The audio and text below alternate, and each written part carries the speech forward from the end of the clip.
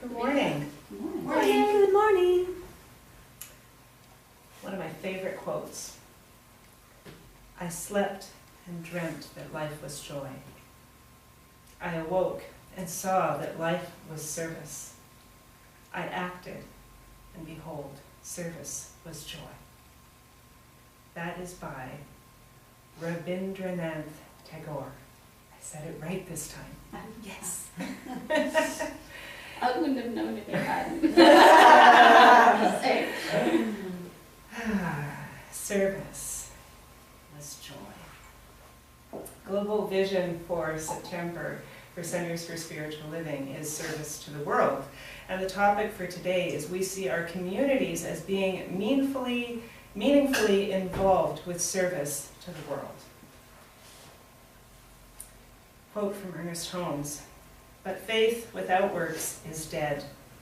We should not only pray, we should act, each contributing the best he has to the common purpose, each willing to make any sacrifice necessary, not a sacrifice reluctantly made, but as one who offers all he has for two great purposes. One, in a certain sense, a selfish one, for we all desire self-preservation.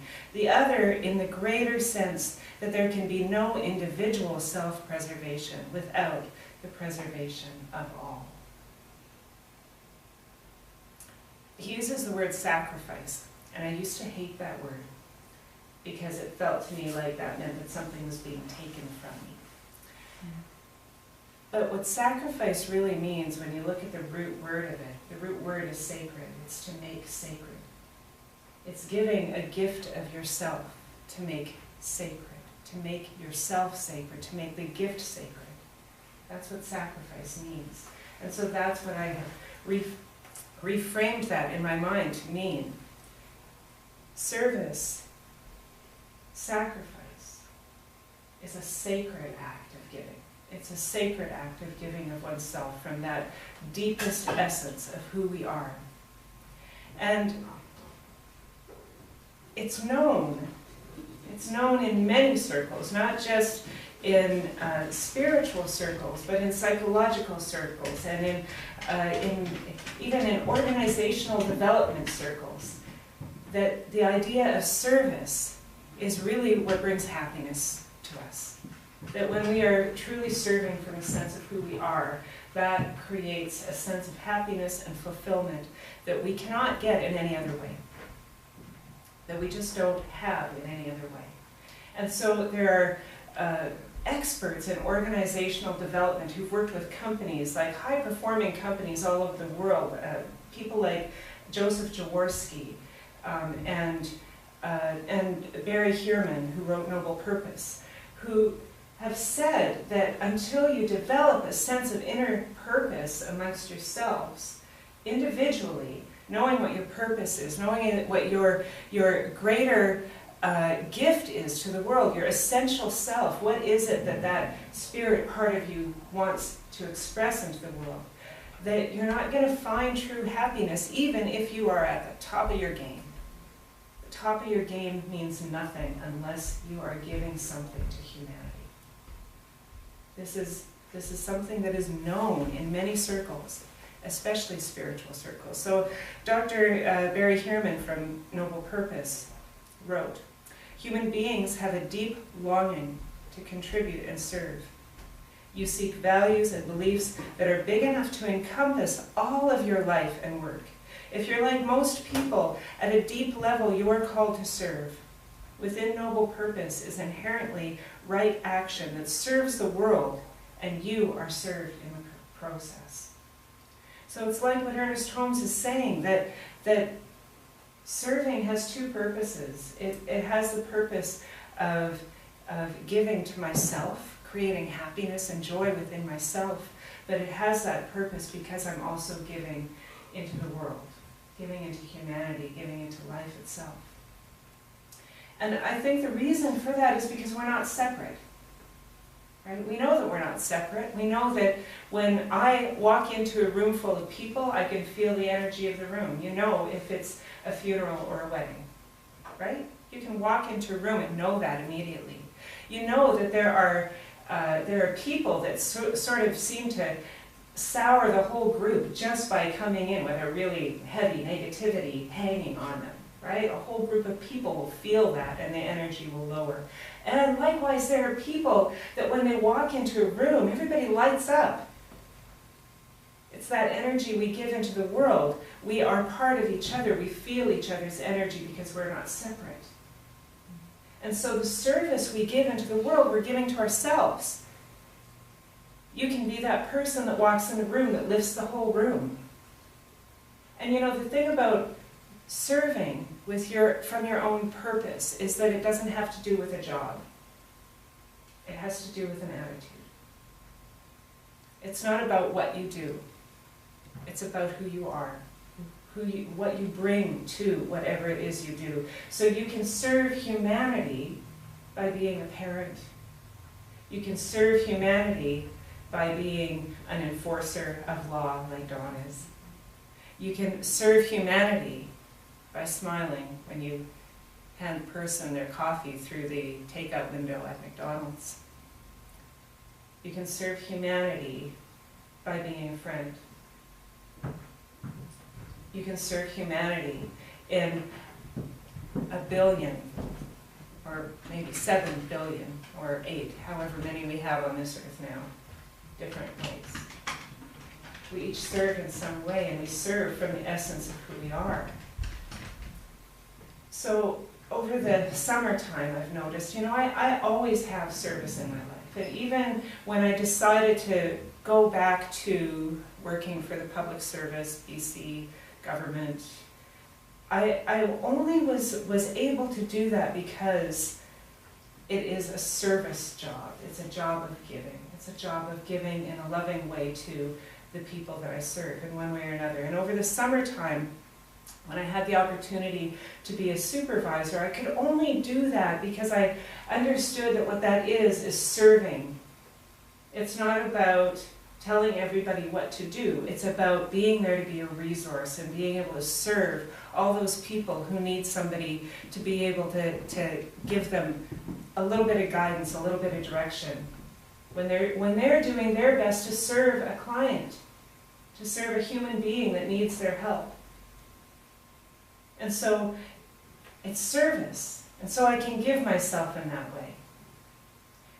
But over the summer, you know, I noticed that in the busyness of everything, in the busyness of moving, in the busyness of this different job that I was in, and the busyness of all the stuff that I was doing, I think I kind of lost it.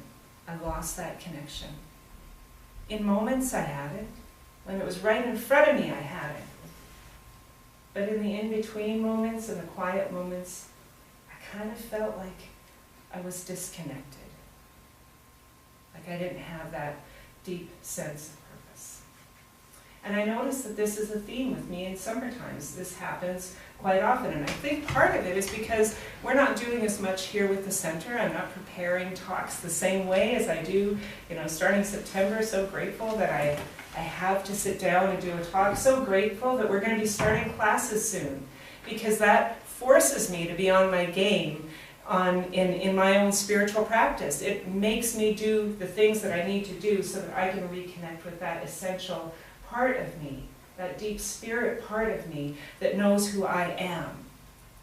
So yesterday, as I was, you know, looking at this material and I was thinking about what I wanted to say today, I found something that I had made a number of years ago when I was in ministerial studies, and I was discovering this idea about who I am and about what is it that I wanted to do in service in the world and how I wanted to be in service in the world. I was taking a class on Barry Hirman's Noble Purpose, and we had to do a little bit of inner work and go deep and figure out who we were at that essential level. Who are you at an essential level? Because that is what informs your service in the world. And so I found my project, my Essential Self project, which I made a little video, and The sound is not so great on it, but you'll get the idea. And I just want to share it with you today. So I'm going to just put this way down so everybody can see. You're going to have to make it pretty loud.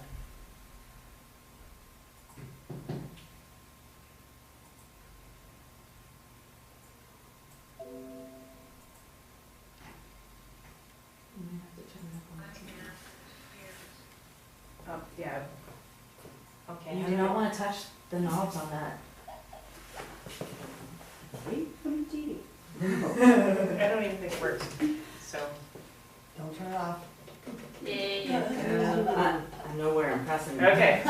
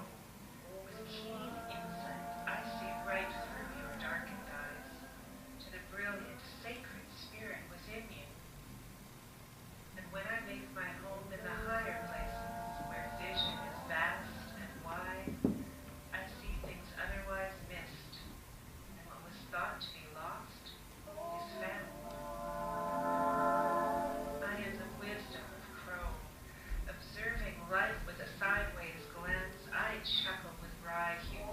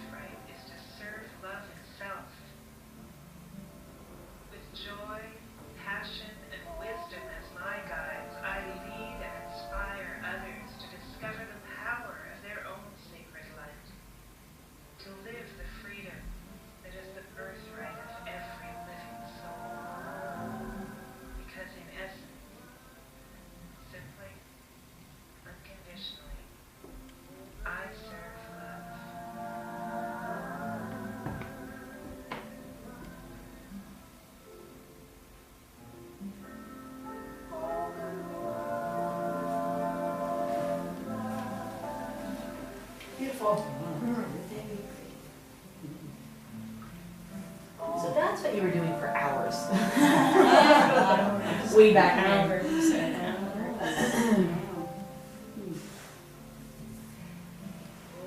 So what that is about for me is that we're all many things. We all have more than one thing that we express in our lives. You know, we have our adventurous side, and we have our deeply loving, compassionate side, and we have our wise teacher side. We all have all of those different aspects of ourselves, and all of those different aspects, when you just allow them to rise to the surface, you find what that one small thing is, that one word that is what your life serves. What do you serve? Because what you serve in your life is what you give to humanity. I serve love. And even in the times when I feel disconnected, you know, I'm driving on my way to a wedding, and every single wedding that I've done, I drive there and I remind myself, I serve love. Love, use me. Just use me. And in that moment, I know that every word that I say, every way that I present myself, that I present the ceremony, every connection that I make heart to heart is not me bringing my ego mind into that ceremony, into that place, into that gathering. It is love being served by me, love coming through me. That is my purpose. And I get out of my way, and I just do that. And this is what we all can do. We can all do this in our lives, to sort of get out of our way and serve from the essence of who we are. Because I will guarantee you that when you are in the lowest place in your life, if you can take a look at how you can serve in a greater way, not just your own life, but something greater than you are, that will lift you. That will lift you, that will express your joy, that will express your passion, that will express your purpose and your fulfillment in a different way, in a better way. And so when Centers for Spiritual Living is talking about all of our communities, we see our communities as being meaningfully involved with service in the world. What we have to come back to is that each one of us needs to find that place of meaningful contribution to the world, in whatever way that is in every single moment.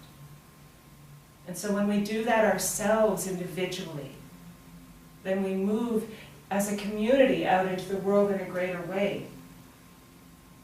And we're a tiny community, so far, at this point in time. We don't have 100 people that can volunteer to do a soup kitchen every week, or, you know, that sort of service. But we can do something, if only just to open those doors and be welcoming to the next person that comes in. That serves humanity. Even if it's just to say to that friend that we know is having a rough time, hey, why don't you come with me on Sunday? It might lift your spirits. That serves humanity. Even if it's only to be willing to give your time, your effort, your love to whatever person shows up in your life, that serves humanity. And we do that for each other because we are a community, we're a family.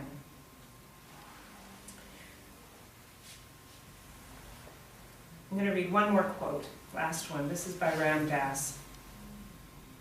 At times, helping happens simply in the way of things. It's not something we really think about, merely the instinctive response of an open heart. Caring is a reflex. Someone slips, your arm goes out. A car is in a ditch, you join the others and push. A colleague at work has the blues, you let her know you care. It all seems natural and appropriate. You live, you help. That is service to the world. So today, I just want to direct your attention to our fridge bowl for today. Let's say that affirmation together. And I need to have one here. Could you grab it? Thanks. So together, let's say, I serve humanity joyfully and passionately from the essence of who I am. Thank you. Have a great day.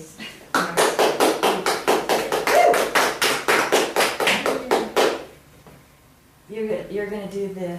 I'm going to do the treatment. Yes, that's what I'm going to do.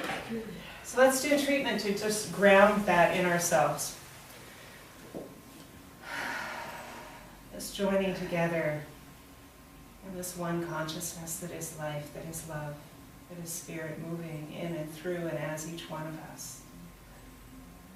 I know that all there is this essence of love, this infinite source, this infinite well of beauty and wisdom and love and light. And I know that all of that is me in each moment. All of that is each one of us in each moment. And so I rise into that knowing. I rise into that being, knowing that I am the light that moves into the world. And so I speak my word for myself as I speak it for each one of us here. I know that all that I am, the essence of who I am, here and now moves into the world with such joy, such passion, such unconditional love, that I give of myself in a way that fills me as it fills the world with goodness. I know that I bring the light of myself into the world, and this light is the light of passion. This light is the light of joy. This light is the light of compassion and love. This light is all that I am in each and every moment, and I give it unconditionally, knowing that this is how we change the world. And so I allow this passion to move me. I allow this passion to be my every thought, my every movement, my every action in this week and in weeks beyond, in all of my life. I allow my heart to be open wide with the truth of who I am, giving from the essence of who I am. And I know that as I do this, all of the world is served, just as I am served in the giving. And so I give such deep gratitude for this truth. I say thank you, life, thank you, love, thank you, spirit. I know that as I release this word into that one mind, that creative essence of life, I know that it moves my word and takes it out into the world around me and in me and through me in absolute perfection in every single way. And so I just simply let it be, and I know that it is so. And we ground this together by saying, and so it is. And so it is. Thanks, Reverend Tammy. You're